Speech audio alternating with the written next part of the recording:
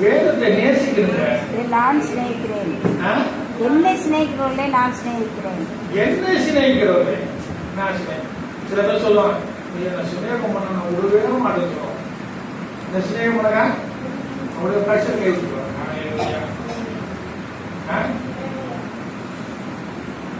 தமாஸ் பண்ணுவாங்க, I love you சொல்லுவாங்க. கட்சியில் ஐ லவ் யூ ஸ்பீடா சொல்லி லொல்லு ஆகிடுவாங்க. ஆண்டவர் நம்ம சிநேகிக்கிறாங்க. அப்ப ஆண்டவர் நீங்க சிநேகிக்கணும், சபையை சிநேகிக்கணும், கர்த்தருடைய பிள்ளைங்களை சிநேகிக்கணும். ஹல்லேலூயா. அவரு சொல்றாரு, என்ன சிநேகிக்கிறவரை நான் சிநேகிக்கிறேன். ஹல்லேலூயா. எவ்வளோ நல்ல ஆண்டவர். ஹல்லேலூயா. நான் எதுக்காக சொல்றதுனாக்கா, கர்த்தருடைய காரியங்கள் அழுத்தமா இருந்தா கூட கர்த்தருடைய காரியங்கள் பொறுப்பெடுத்துக்கொள்ள. ஹல்லேலூயா. ஒரு வார்த்தையை கவனிப்போம். நல்லாருக்கு 1வது அதிகாரம் 4வது வார்த்தையில, கர்த்தரோடு நான் பேசினேன், கர்த்தர் உங்களோடு பேசுவார். ஆண்டவர் நான் என்ன பேசினேன், எனக்கு ஒண்ணுமே தெரியல, என்ன செய்தி கொடுங்க ஆண்டவர் சொல்றது. கர்த்தரோடு பேசணும். கர்த்தரோட பேசும்போது கர்த்தர் வேதவசம் நம்மளோட பேசுறது, அதை கொண்டு உங்களோட பேசுறேன். மோசே சொன்னா, ஆண்டவரை நான் என்ன பேசுறேன். மோசே சொன்னார், இப்படி பேசு சொன்னார். அதை கொண்டு வந்து இஸ்ரவேலர்களுக்கு மோசே பேசினார். கலாத்தியர் 1:4. அவர் நம்மை இப்பொழுது இருக்கிற பொல்லாத பிரபஞ்சத்திலிருந்து விடுவிக்கும்படி நம்முடைய பிதாவாகிய தேவனுடைய சித்தத்தின்படியே நம்முடைய பாவங்களுக்காக நம்மை தாமே ஒப்பு கொடுத்தார். அவர் நமக்கு இப்பொழுது இருக்கிற பொல்லாத பிரபஞ்சத்திலிருந்து விடுவிக்கும்படி நம்முடைய பிதாவாகிய தேவனுடைய சித்தத்தின்படியே நம்முடைய பாவங்களுக்காக நம்மை தாமே ஒப்பு கொடுத்தார். இந்த பிரபஞ்சத்திலிருந்து விடுவிக்கும்படி, இந்த பிரபஞ்சத்துல என்ன ஆச்சுன்னா உலகம், உலகம் ஒரு இடத்துல சொல்லப்பட்ட பைபிள்ல, ஆண்டவர் பிரபஞ்சத்துக்கு அதிபதி என்னிடத்தில் வருகிறார், அவனுக்கு ஒருத்தர் பேசுறார். உலகம் சொல்ல ஆண்டவர் இயேசு. இப்போ அங்க சொல்றாரு, பவுல் 1 கொரிந்தியர்ல சொல்ற 1 யோவான்ல சொல்றாரு, கண்களின் இச்சை, மாம்ச பெருமை, அப்புறம் ஜீவனுக்கு பெருமை, இது பிதாவினால் உண்டானதல்ல. பிதா உண்டாக்கல சில காரியங்கள், விசுவாசம் உண்டாக்கி வச்சிருக்கான். ஹல்லேலூயா. கண்களின் இச்சை, மாமிசத்துக்கு பெருமை, ஜீவனத்துக்கு பெருமை, பிரபஞ்சம், உலகம். உலகத்தில் உள்ளவர்களை நீங்கள் இச்சையாதுங்கள். வேற வார்த்தை சொல்கிறது, உலகத்தில் உள்ளவர்களை நீங்கள் இச்சையாதுங்கள். என்னை பகைத்து, உங்களை பகைக்கும் முன் உலகம் என்னை பகைத்தது சொன்னார். ஹல்லேலூயா. நீங்க பாருங்க, மத்திய 4வது அதிகாரத்துல இயேசு சாமி பாருங்க, அவன் பிசாசு சோதித்தான். முதலாவது வார்த்தை அவன் சொன்னான், பிசாசி வந்து எப்படி சொல்லிட்டான், இச்சையான வார்த்தைகள். ஆண்டவர் இச்சை பாராட்ட வார்த்தை. நம்மளோட பேச இச்சையான வார்த்தைகள் கிரகிக்கூடாது. இச்சையான வார்த்தை சொன்னாக்கா தேவையில்லாத வார்த்தைகள்.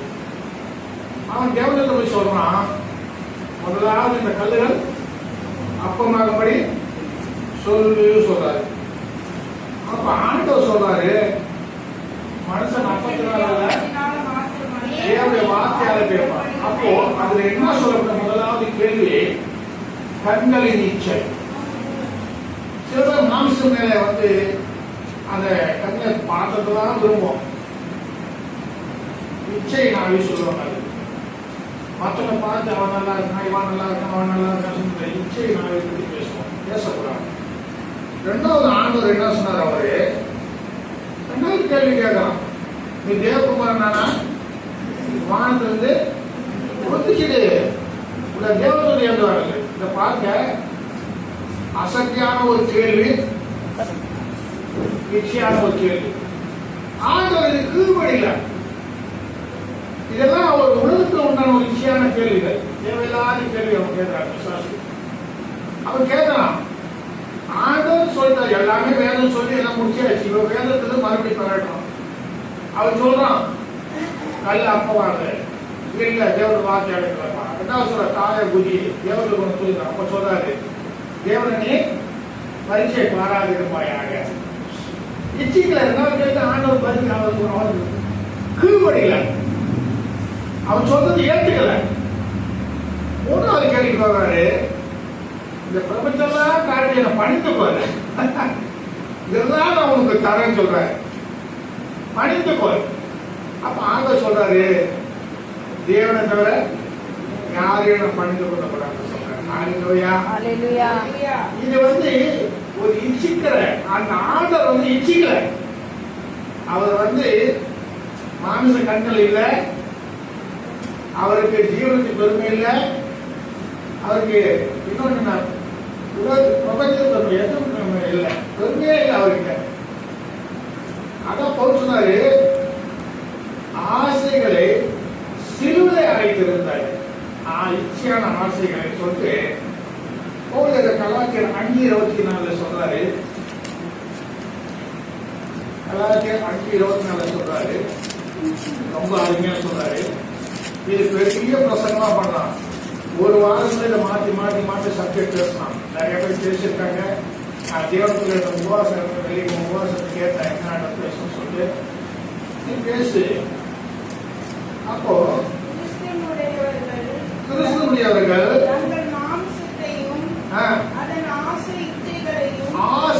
மாமிசத்தையும் ஆசை இச்சைகளையும் சிலுவையில் அறைந்திருக்கிறாங்க. நீங்க எல்லாம் அறையணும். மாமிசம் முதலாவது தேவன் அறையப்பட்ட மானுஷல அவர் இச்சைகளை ஒரு இச்சைகள் அவர் ஒரு காரியமும் தப்பு பண்ண பூமியில. ஹல்லேலூயா. நம்ம சில காரியம் இச்சிக்கிறோம். சபைக்கு வர முடியாத காரியமே இச்சை தான். காலையில என்ன பண்றது, கண்களை தெளிவா வைக்கிறது. காலையில ஏற்றோடனே கொஞ்ச நேரம் பார்க்கலாம், யூடியூப்லயும் சொல்லிட்டு பார்ப்போம். கொஞ்ச நேரம் டிவி நியூஸ் பார்க்கலாம், அப்படியே அமைக்கிறோம். சபைக்கு வரக்கூடாது. இன்னைக்கு ஒரு நாள் தானே போகாம இருக்கோம், அடுத்த வாரம் போடாத அப்படியே அமைக்கிறோம், அடுத்த வாரம் அமைக்கிறோம். இது மாமிசுக்கு பெருமை, கண்களை இச்சை, ஜீவனத்தை பெருமை. ஜீவனம் நம்ம போல பாசா கேட்க போறாரு, நம்ம யாரும் அதிகம் பண்ண முடியாது. அப்படியான ஒரு எண்ணம் மானுஷ ஒரு சிந்தை அந்த சுய சிந்தை வரக்கூடாது. சுய சிந்தைனாக்கா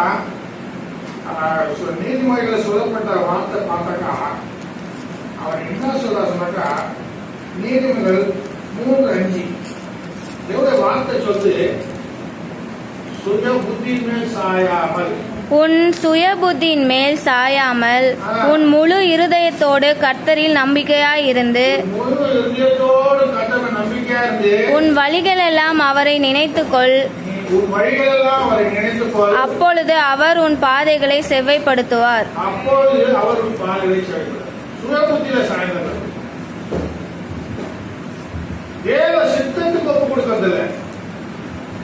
ஆனா முதல்ல நல்லா இருக்கும். சுய புத்தி எப்படி இருக்குமா, ரொம்ப அருமையா இருக்கும்.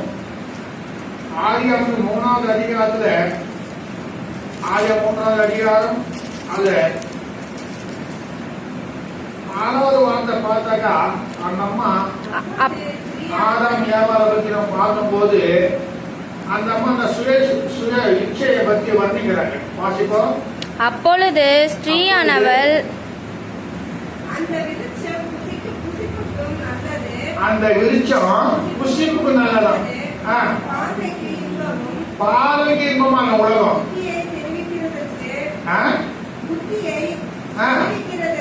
புத்தியை தெரியறதுக்கு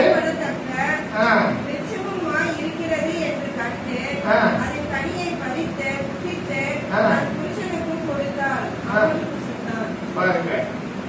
உலகத்துல இருக்கிறதெல்லாம் எப்படி இருக்கும், இன்பமா இருக்கும் பார்க்கறதுக்கு, ருசிக்கிறதுக்கும் இன்பமா இருக்கும். ஒரு வீட்டை பொண்ணு கூட நான் திட்டுறேன், 2 செருப்பு தான் போதாத 2 காலுக்கு. சில வீட்டுல 100 செருப்பு வாங்கி வச்சிருக்காங்க. சில பேர் சம்பாதிக்க பிள்ளைங்க 100 பேக்கு ஒண்ணு வச்சுக்க. ஏன் 100? சுய புத்தி, சுய இச்சை, உலக இச்சை, மாமிச இச்சை, ஜீவனத்துக்கு பெருமை, இதெல்லாம் ஒண்ணும் கிடையாது. இச்சை வச்சா ஒண்ணும் கிடையாது, மைக் பண்ணா ஒண்ணும் கிடையாது. அப்படின்னா சுயமா பேசக்கூடாது.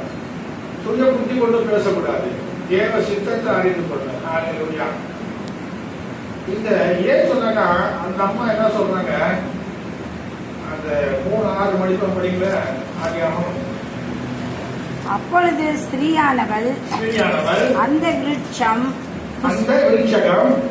புசிப்புக்கு நல்லதும் பார்வைக்கு இன்பமும் இன்பமா பார்த்தா எப்படி இருக்காங்க, அது போல ட்ரெஸ் நம்ம பண்ணலையே, அது போல நம்ம கார்ல போலையே, அது போல நம்ம வந்து சில்க்கு பில்க்குமா போலையே, அவர் சாப்பிடாம நம்ம சாப்பிடலையே அப்படின்னு நினைக்காதீங்க. தேவன் உங்களுக்கு என்ன தேவை அதை கொடுப்பாரு. ஆமென் ஆமென் ஆமென். தேவன் வந்து அவர் சொன்னாரு, இயேசு சொன்னாரு, நீங்க வேண்டிக் கொள்வதற்கு உங்களுக்கு என்ன தேவை என்று பிதாவானவர் அறிந்திருக்காங்க. நீங்க இது போல வேண்டாத இச்சிக்கும் போது தேவன் என்ன பண்ற, பாவமா இருக்கு.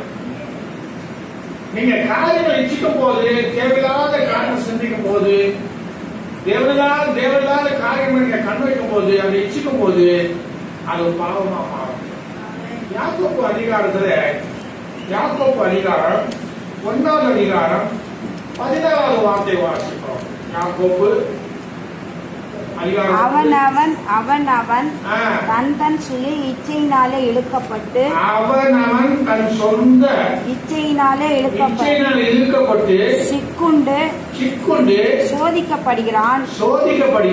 பின்பு இச்சையானது கர்ப்பம் தரித்து பாவத்தை பிறப்பிக்கும். பாவம் பூரணமாகும் போது மரணத்தை பிறப்பிக்கும்.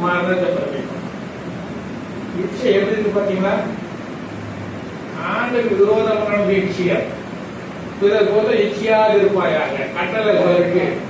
யாத்திராகம் 20வது அதிகாரத்தில் 17வது வார்த்தை அப்படிதான் இருக்கு. பிறருடைய பொருளை இச்சையாக இருப்பதாக. ஒரு 20 வருஷம் ஒரு வாராஜ் அவர் பாஸ்டருக்கு போயிருந்தேன். அவர் பெரிய சபை வச்சிருந்தாரு. அவரு சபைக்குள்ள மாமரம் இருந்து மாங்காய் நிறைய இருந்தது. ஒவ்வொரு மாமரம் ஏறி இருந்து பிறகு போல இச்சையாக வருவாங்க. நான் வேதம் அறியாத முன்ன வேதத்தை ஏற்றுக்கொள்ளாத, இயேசு கிறிஸ்து ஏற்றுக்கொள்ளாத அநேக காரியம் தமிழ் படிச்சு சின்ன பொருளை திருடி ஜோப்ல போட்டுருவார். சில பேர் அங்க பல பேர் இருக்கு. யாராவது பேனா டப்பு பேனா போட்டுக்கோங்க ஜோப்ல. பாகாத மட்டும் 100 ரூபாய்க்கு டப்பு எடுத்து போட்டு கொடுக்க மாட்டாங்க. பாகாத வந்து வீட்டுல இருந்து 2 கோவில் அதிகமா சாப்பிடுறது சின்ன சின்ன காரியங்கள் இல்ல, அது இச்சை. அது என்ன பண்ணாரு, அந்த பழக்கம் வர பெரிய காலத்துல பெரிய திருடனாக மாறிடுவாங்க. ஒரு மோசக்காரன், ஒரு அநியாயக்காரன். அந்த இச்சை சொல்றது வந்து மனுஷன் என்ன பண்ண சொன்னாக்கா பாவத்துல தங்கிடுவான். கண்களின் இச்சை. ஆண்டவர் சொன்னாரு, ஆண்டவர் சொல்றப்பா, ஆண்டவர் சொன்ன ஒரு இச்சையோடு ஒரு பொண்ணை பார்த்தா போச்சுடாடி, அதோட என்ன பண்ற இருதயத்துல விபச்சாரம் பண்ணி ஆயிடுச்சு சொல்ற. அப்ப அந்த கொள்ளாத இச்சை நாளைக்கு எப்படி இருக்கு பாருங்க. பொருளை இச்சையாக இருப்பாங்க. அந்த இச்சை சொல்ற ஆளை எப்படி அடக்கணும் சொன்னாக்கா ஞாபகத்தில் கொஞ்சம் இடத்துல தாவீத என்ன பண்ண, தாவீது கொண்டு போய் அவனுக்கு என்ன தலையிட்டு நல்லா ஜெபிக்கிறோம் சொல்றாங்க. ஆண்டவர் எனக்கு இருந்தது பிரியமானவன் சொல்றாரு. ஆண்டவர் சொல்றாரு, நீ இன்னும் கேட்டுருந்தா இன்னும் மனைவிகள் நிறைய கொடுத்துருந்தேன்னு சொல்றாரு. ஆண்டவர் அவர் நேசிக்கிறார், அவன் நல்லா துதிக்கிறான், எல்லாம் செய்கிறான். இருந்தாலும் கொஞ்சம் அப்படி கண்ணது காட்டினா அவன் அவ்வளவுதான் கண்ணுக்குள்ள போச்சு பாவம். அத்தம் கொண்டாடி கொண்டு வந்து வச்சுக்கணும், அத்தனை கொண்டே போட்டான். எவ்வளவு இந்த இச்சை எவ்வளவு கொள்ளாது பாருங்க. ஆனா யோசிப்பாருங்க, இங்க ஒருத்தர் 2 காமிக்கிற ஆண்டவர் அடாசு தட்டு போல பைபிள் யோசிப்பாங்க. யோசி அந்த பொம்பளை இழுத்து வருது. பணக்காரி, அதுவும் ராஜாத்தி ராஜாத்தியாவ கண்கள் இச்சை எப்படி இருக்கும்? அவ்வளவு அழகாக போட்டுக்காவ, அவ்வளோ நகை நட்ட ஓடுன்னு நம்ம கோச்சு கூடாது. என்னதான் இருந்தாலும் மாமிசம் பலிடமானது. பொண்டாட்டி வந்து புருஷம் பொண்டாட்டி விடும், பொண்டாட்டி ஒரு கட்டு பார்க்கும், புருஷம் ஒரு கட்டு பார்க்கும். அவன் நின்பாங்க பொண்டாடி பொண்ணு நல்லா அழகா இருக்கு மனது பொல்லாத இடத்துல வச்சிருக்காரு. அந்த மனது நம்ம புத்தகம் தான் நல்லா இருக்காது அப்படின்னு பேச்சுக்கு சொல்றேன், அதுக்காக மாத்துறேன். கர்த்தரை நேசிக்கிறேன், கர்த்தரை ஆமென், நேசிக்கிறேன், ஆமென், ஆமென். சொந்த மனைவியை நேசிக்கிறேன், சொந்த சந்தேகத்தை நேசிக்கிறேன். ஹல்லேலூயா. ஆமென், ஆமென். பிறப்போது நிச்சயக்கூடாது. மக்கள் மட்டும் உங்களுக்கு தேவையில்லை, கர்த்தர் உங்களோட இருக்காரு. ஹல்லேலூயா. ஆனா யாக்கோபு சொல்றாரு, அது என்ன ஒரு இச்சை என்ன ஆகுது கடைசியில அது பாவம் ஆகுது. அதுக்கு உதாரணம் சொல்றாரு, எப்படி ஒரு ஸ்திரீ வயிற்றுக்குள்ள கர்ப்பம் உற்பத்தி ஆகுது, அது பெருசாகி கர்ப்பம் பெருசாகி பிள்ளை பிறப்பது போல அந்த இச்சை பாவமாகி மரணத்தை பிறப்பிக்கும். ஏன் மரணம் வருதுன்னா அந்த இச்சை நமக்குள்ள வரக்கூடாது. கண்கள் தான் முக்கியமா சொன்னாங்க, கண்கள் தான் சரித்திர வாசல். அதாவது குதிரைகள் தான் சொன்னாங்க, கடிவாளம் போறோம் பார்க்கறது, கலிங்கம் போறோம் கண்ணுக்கு, வாய்க்கு கடிவாளம் போறோம். நிச்சயமான வார்த்தை பேசக்கூடாது, தகாத வார்த்தைகள் பேசக்கூடாது. அது போல தீமோத்தி 2 தீமோத்தி 2:22 படிங்க.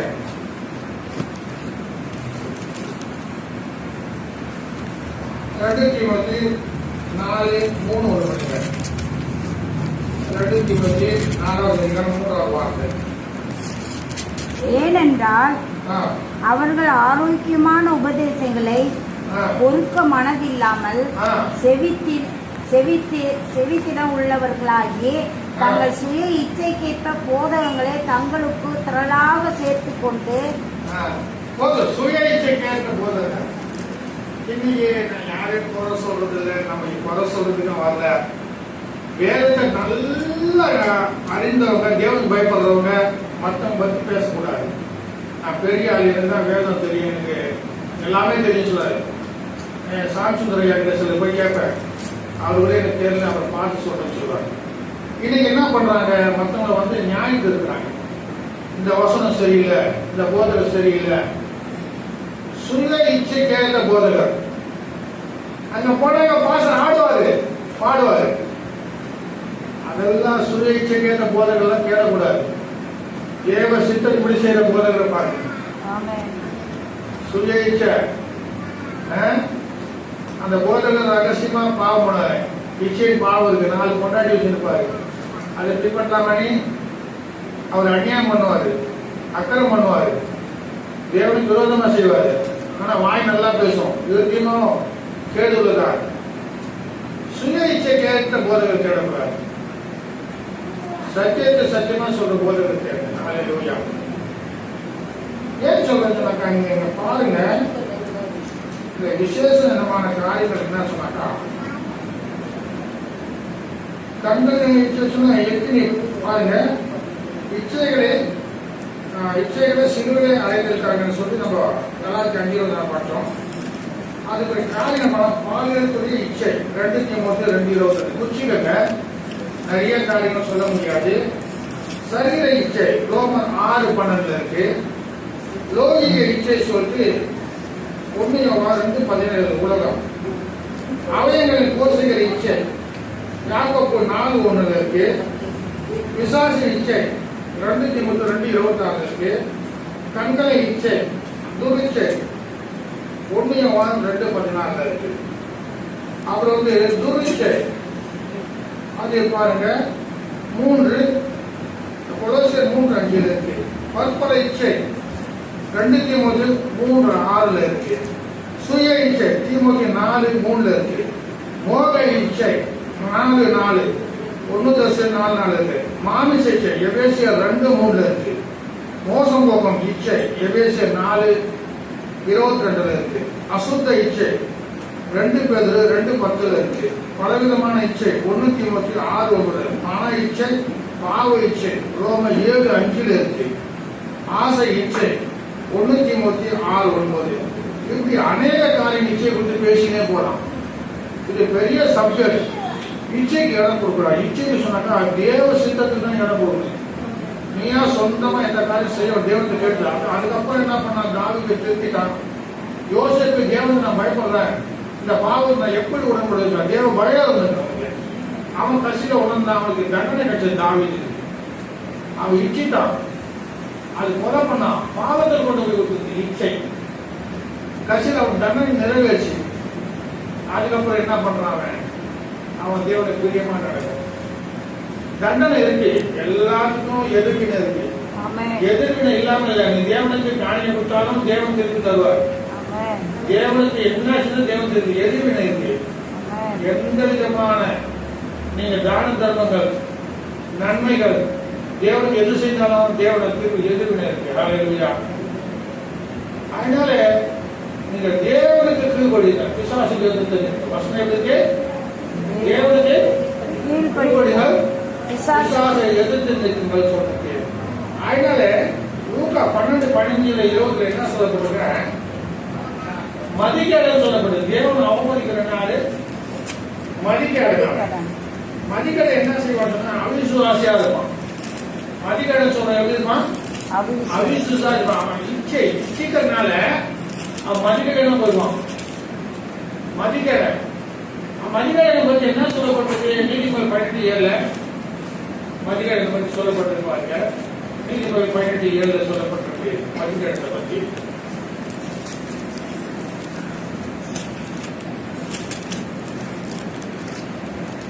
நீதிமொழி 18:7 மதிக்கடனை குறித்து வேதம், மூடனுடைய வாய் அவனுக்கு கேடு, மூடனுடைய வாய் அவனுக்கு கேடு, அவன் மதிக்கடன். அவன் உதடுகள் அவன் ஆத்மாவுக்கு கண்ணி. மதிக்கடன் சொன்னா என்ன சொன்னா தேவனுக்கு விரோதமாவே செய்யறோம் மதிக்கடன். ரெண்டாவது அவிசுவாசம். மதிக்கடன் என்னென்ன செய்யும்? அவிசுவாசமா இருப்பான். கர்த்தரை அசட்டை பண்ணுங்க மதிக்கடன். பொருளாதார கதவை அடைக்கிறான். சர்ச்சை குறித்து அவனுக்கு மேன்மை கிடையாது. சர்ச்சை வாசல் திறந்து நிறைய பேர் வரணும், சர்ச்சை பரவாயில்ல இருக்கணும் இல்லைங்களா? அதான் சபையை குறித்த சபை. சபை வந்து கர்த்தருடைய சபை. சபை வந்து அந்த சபைக்கு தலைவர் யார் சொன்னா இயேசு கிறிஸ்து. சபையை போஷிக்கிறது போல நம்ம குடும்பத்தை போஷிக்கிற சபையை போஷி. விசுவாசி ஒருத்தர் வந்து அன்பா இருக்கணும்னு நேசிக்கணும். விசாரிக்கணுங்க. ஒருத்தர் போய் விசாரிக்கிறது என்ன ஒரு 50-100 குடும்பத்துல நீங்க கெட்டு முடியுங்களா? நான் தெரியாம தான் கேட்கறேன். ஒரு 100 ரூபாய் கொடுத்தா நீங்க செட்டு முடியுங்களா? கர்த்தருக்கு காணி கொடுத்தா செட்டு முடியுங்களா? இல்லையா? கர்த்தர் தசமா செட்டு முடியுங்களா? அப்படியா இருக்கு?